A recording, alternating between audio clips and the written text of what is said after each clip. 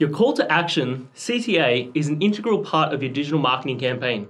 So it's vital that you get it right, as it can be the difference between making a sale and having someone navigate away from your page.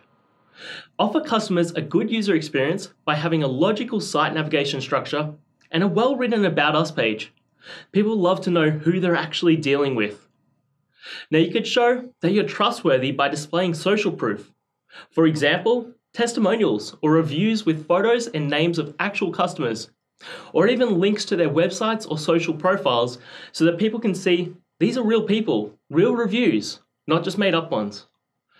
Remember, most of your visitors will likely be utilizing a mobile device, so you'll want to make sure that your CTA can be prominently positioned above the fold on a mobile device.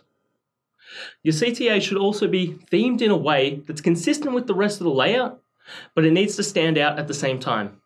For example, a bright purple or pink button might stand out, but it might not backfire from a marketing perspective if you're trying to sell to something like golf clubs for men. Make sure to choose your call to actions wording carefully. Creating a sense of urgency helps increase conversion rates, but be mindful not to be too pushy. Your CTA should be simple and short, ideally no more than 3 to 5 words at best. If someone's engaged with your CTA, make the process simple. Something that turns people off quickly is when a website asks for way too much information. Only obtain the information that's absolutely critical, then ask for more as time progresses.